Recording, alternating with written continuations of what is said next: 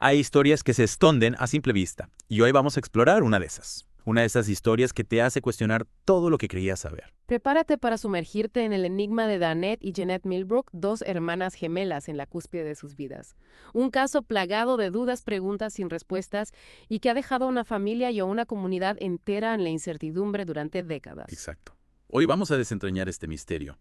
Usaremos los documentos que me has compartido para analizar a fondo la desaparición de Danette y Jeanette Millbrook en marzo de 1990. Un caso que se ha convertido en un verdadero rompecabezas. Analizaremos cada pieza, cada pista, cada inconsistencia con la esperanza de arrojar algo de luz sobre este caso tan complejo.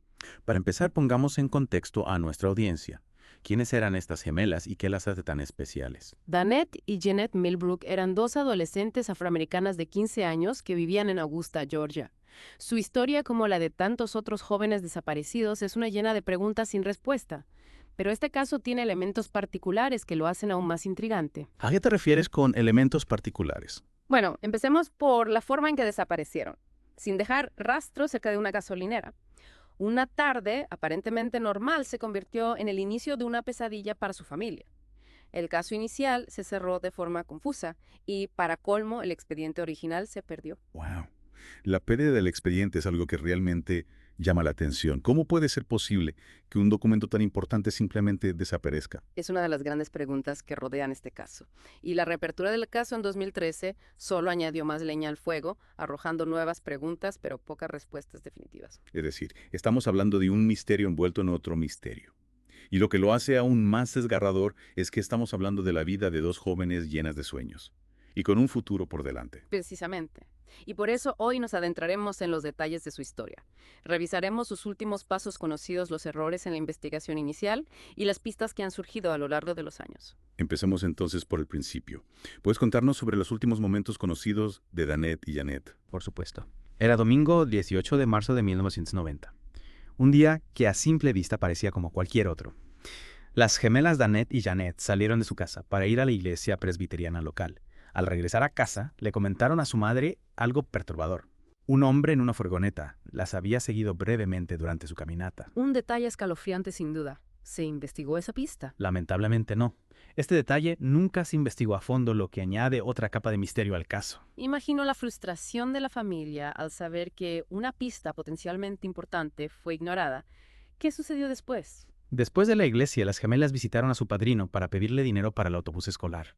Se habían mudado recientemente y necesitaban el dinero para la semana siguiente. Y su padrino les dio el dinero. Sí. Les dio $20 para el autobús y algo más para que compraran algo de comer. Luego intentaron convencer a su prima y a su hermana mayor para que las acompañaran de regreso a casa. ¿Y qué respondieron su prima y su hermana? Ambas se negaron. La prima porque ya estaba oscureciendo y su hermana porque había dado a luz recientemente.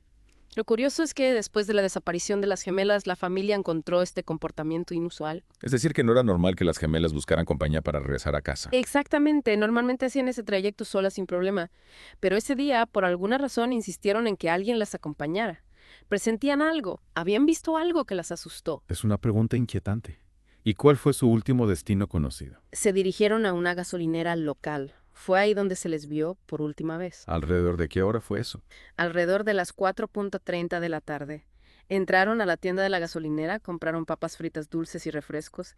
La dependienta Gloria les conocía de vista y no notó nada extraño en su comportamiento. Gloria se convirtió sin saberlo en la última persona que las vio con vida. Exactamente.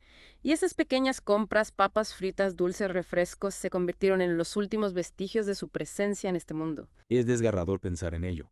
Dos chicas jóvenes haciendo compras cotidianas y de pronto se desvanecen en aire. Es un recordatorio de que lo ordinario puede transformarse en extraordinario en un instante. Y en este caso lo extraordinario es la desaparición de estas dos hermanas y la falta de respuestas que ha atormentado a su familia durante años. ¿Puedes recordarnos cómo eran físicamente Danette y Jeanette? Detalles que podrían ayudar a alguien a recordarlas si las hubieran visto. Claro que sí. Jeanette era la más alta de las dos. Medía alrededor de 1,70 metros y pesaba unos 75 kilos. Ese día vestía una camisa azul sobre un suéter blanco de cuello alto, una falda beige medias y tenis blancos. ¿Y Danette cómo era ella? Danette era un poco más baja que su hermana y tenía una característica física particular, piernas arqueadas, según se describe en los informes. Vestía una camiseta blanca de Mickey Mouse jeans blancos y tenis negros. Ambas llevaban aretes su cabello largo con rizos Yeri y tenían una cicatriz cerca del ombligo, recuerdo de una cirugía infantil. Pequeños detalles que podrían ser la clave para alguien que tal vez las haya visto ese día. Exactamente. A veces son los detalles más pequeños los que marcan la diferencia en una investigación. Hablando de la investigación, mencionaste que el caso inicial se cerró de forma confusa.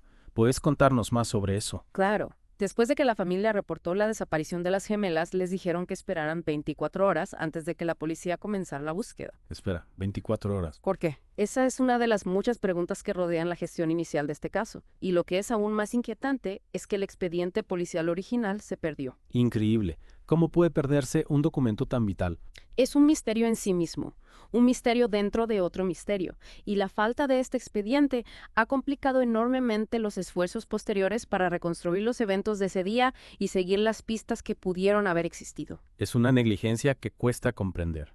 Y luego está el cierre del caso en 1991 bajo circunstancias que parecen aún más extrañas. ¿Puedes explicarnos eso? Sí. La familia afirma que les informaron que al cumplir 17 años, las chicas ya no podían ser obligadas a volver a casa si no lo deseaban. En serio. Esa fue la justificación para cerrar el caso. Increíble, pero cierto. Es una explicación que no tiene sentido en el contexto de una desaparición tan repentina y sin ninguna explicación aparente. Es indignante. ¿Y el investigador original qué dice al respecto? El investigador original ofrece una versión diferente. Afirma que un funcionario de menores le comunicó que las gemelas habían sido encontradas, lo que llevó al cierre del caso y a su eliminación del Registro Nacional de Niños Desaparecidos. Dos versiones completamente contradictorias. ¿Cuál es la verdad? ¿Hubo algún tipo de encubrimiento? Es difícil saberlo con certeza, pero la falta de transparencia y las versiones contradictorias alimentan la sospecha de que algo no se hizo bien en la investigación inicial. Y para añadir más confusión a este caso, también hay errores en los informes originales, ¿verdad? Sí, lamentablemente.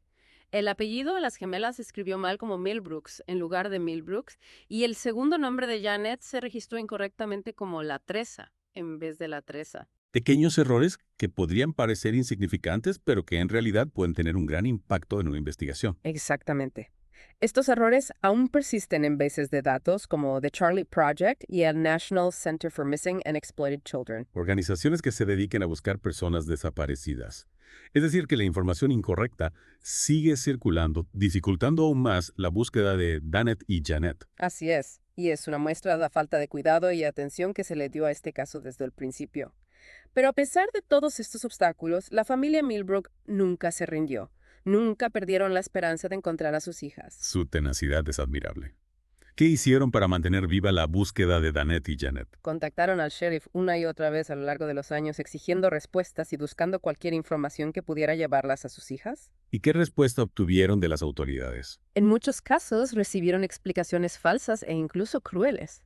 Les dijeron que las gemelas habían sido puestas en hogares de acogida y luego adoptadas. Mentiras que solo aumentaron su dolor y su incertidumbre. Es terrible pensar en lo que esta familia ha tenido que pasar, pero su lucha no fue en vano. En 2013, el caso se reabrió. ¿Qué motivó esta reapertura después de tantos años? La persistencia de la familia fue fundamental. Sus constantes llamadas y peticiones al sheriff finalmente dieron sus frutos. El propio sheriff reconoció que se había cometido una terrible injusticia. ¿Qué llevó a este cambio de actitud por parte de las autoridades? Es difícil saberlo con certeza, pero la presión pública y la creciente atención mediática sobre el caso sin duda jugaron un papel importante. Y en 2017, la oficina del sheriff se reunió con la familia y recolectó muestras de ADN.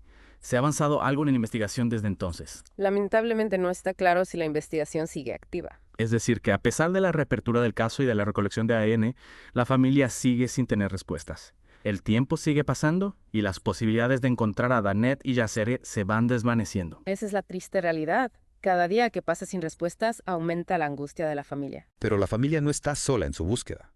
El podcast The Fall Line ha jugado un papel muy activo en este caso. Sí, The Fall Line ha ayudado a dar a conocer el caso de Danette y Janet a una audiencia más amplia.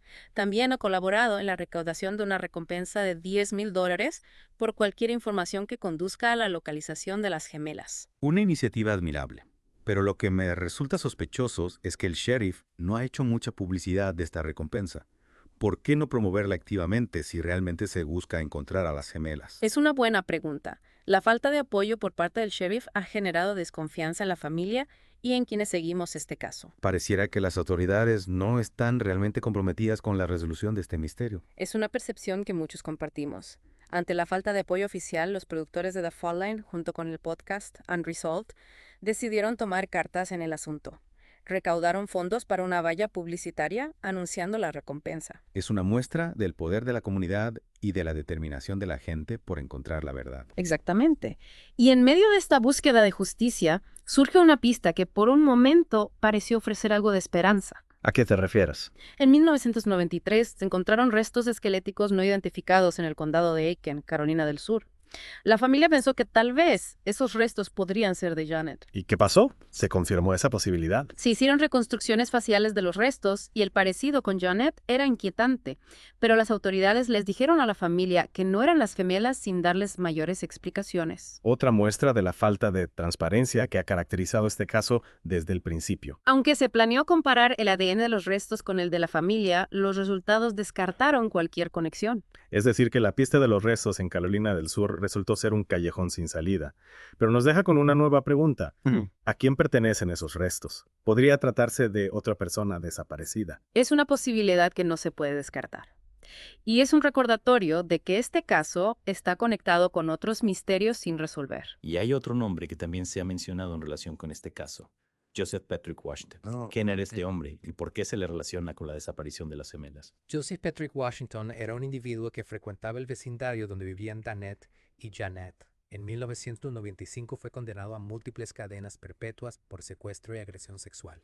También era sospechoso de varios asesinatos, pero murió en 1999 antes de poder ser juzgado por esos crímenes. ¿Crees que Washington pudo estar involucrado en la desaparición de las gemelas? Es una posibilidad que no se puede descartar. La coincidencia en el tiempo y el lugar hacen que sea una pregunta que debe ser investigada a fondo. Sin embargo, nunca se ha encontrado ninguna evidencia que vincule directamente a Washington con el caso de Danette y Janet, ¿cierto?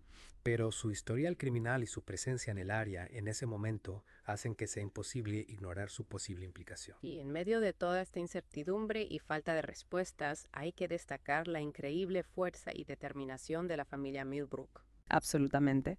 La madre Louise Sturgis y la hermana Shanta Sturgis se han convertido en incansables defensoras de la verdad. Han luchado sin descanso para mantener viva la memoria de Danette y Janet y para exigir justicia. Sus esfuerzos fueron los que llevaron a la reapertura del caso en 2013. La frustración de Shanta con la investigación inicial y su escepticismo hacia la investigación actual son más que comprensibles.